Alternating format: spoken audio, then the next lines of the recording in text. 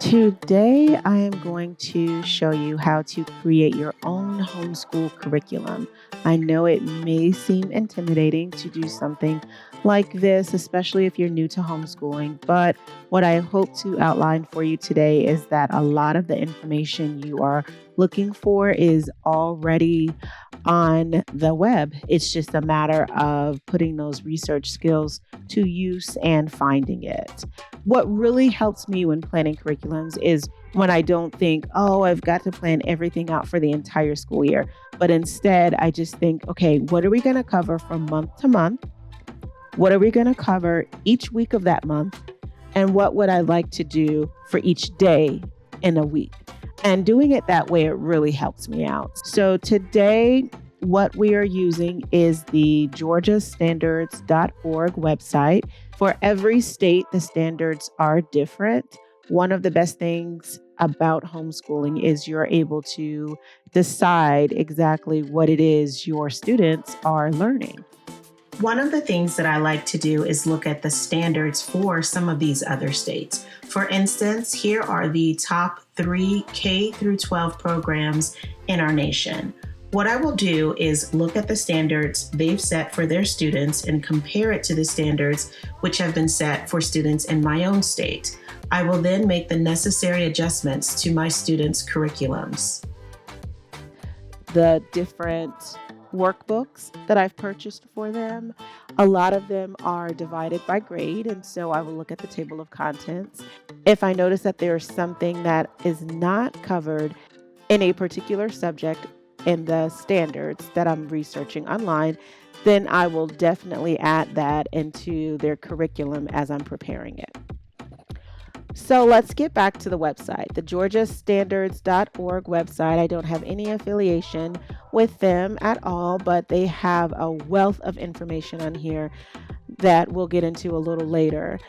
So let's just go through and I'll show you how to pull up each standard so that you'll have that information handy when you're ready to build your own curriculum. I will be offering these curriculums that I've developed for sale on my Etsy account, Wonder Woman Mom Studio, over the next several weeks. So keep checking back and you'll be able to find those there. So once you get on their website, GeorgiaStandards.org, what you want to do is click on Georgia Standards of Excellence at the top. From there, the different standards will pop up on the left side.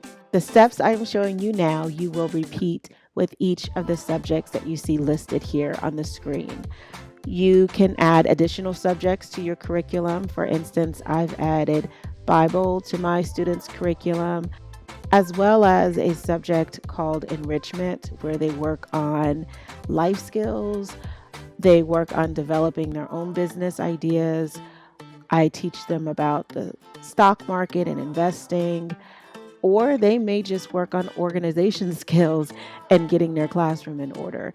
But you have full authority to add any subjects that you'd like for your students to learn because you are now their teacher. So what you'll do is select the subject area that you want to develop your curriculum for.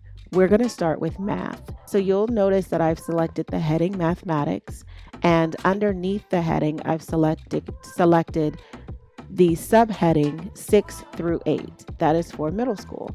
They have K through 5 for elementary school, 6 through 8 for middle school, and 9 through 12 for high school. For this example, I'm going to show you how you can find the Georgia standards for 6th through 8th grade.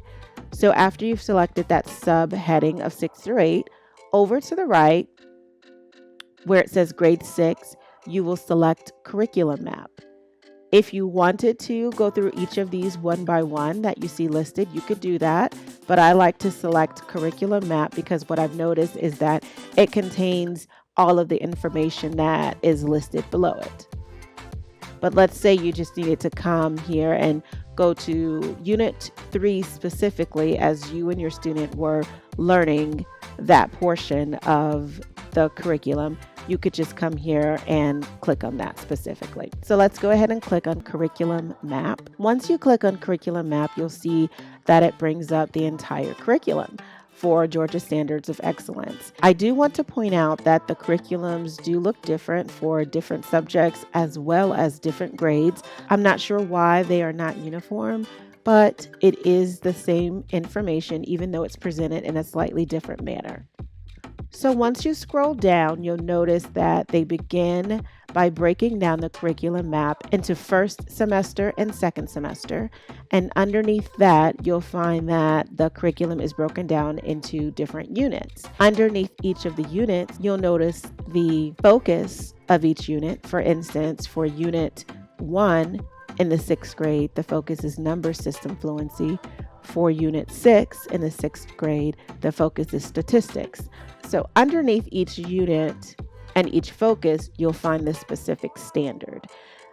Don't feel intimidated when you see the standards listed here, because once you continue scrolling down further, you'll notice that not only do you have a breakdown of each unit and each unit's focus, but you will also see where those standards have been expanded. So it states specifically what each child should learn after that particular standard lesson has been completed. For instance, in Unit 4, one-step equations and inequalities, if you go down to the second standard, MGSE 6.EE.6, you'll see that at the completion of that unit, each student should have learned how to use variables to represent numbers and write expressions when solving a real-world or mathematical problem. It goes on to state additional achievements the student should have made by the time they complete that particular standard.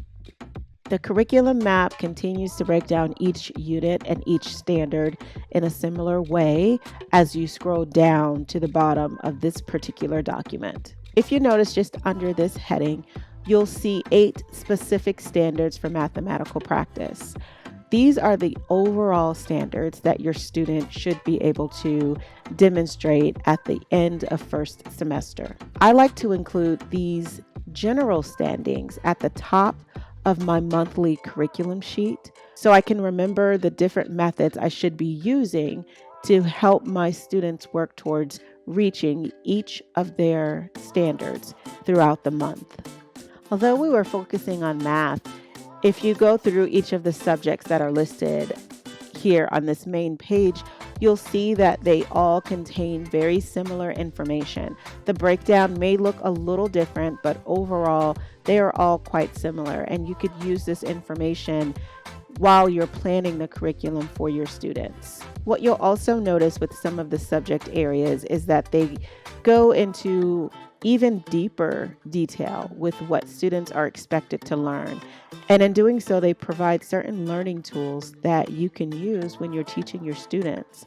If you look, for instance, under grade 3, science standards, you'll notice that they've listed different learning guides as well as PowerPoint presentations and other PDF files that you can use when teaching your student. Here is a look at the 6th grade science curriculum. This curriculum looks a little more straightforward, and it really breaks down exactly what your student should be learning without listing the specific standards that they're reaching in each section. They are listed at the bottom, but it seems a little easier to read with them not including it in the main part of the chart. What you want to remember when you're planning your curriculum is to start big and break it down. What I mean when I say that is it can seem intimidating to develop a curriculum when you're thinking of the entire school year. What really helps me so that I don't feel overwhelmed is I start big and then I break those big pieces down into smaller pieces. That helps me make sure that I have just the right materials to cover my curriculum from day to day. Take a look at this chart, which explains exactly what I'm saying. You'll want to start with the units provided and divide them across your school year by months. So, for example, after I divided the units across each month, I'll break each month's unit down into weeks by allocating each of its standards across the weeks in that month. For instance, let's look at the month of December. The unit focus for the month of December is applying base 10 understanding. So what I do then is I look at each standard that has been listed under this unit. And since I know that I want to cover everything in this unit during the month of December, I will spread each standard out across the month. So if you look here at this example from the second grade math curriculum, each item that you see listed here is actually a different unit that should be covered according to the standards. This really helps me get an idea of what I want to cover and how I hope to progress throughout the year. I do want to point out that not everything that I have listed here came from the Georgia standards. As I mentioned at the beginning, sometimes I will refer to the standards of other states, as well as I will look at the table of contents and some of the workbooks and curriculums that I have, just to make sure that I'm using a variety of sources as far as trying to determine what's appropriate for my children to learn. So after I've spread each standard out across the week, it's feeling a little bit more in my control. I feel like I can see it a little easier. Now I have the information that I will cover each week. And at that time, I look at the weeks that may seem a little light. What I will do at that point is add additional topics, projects, field trips, or other goals that I want to cover with my students during that week.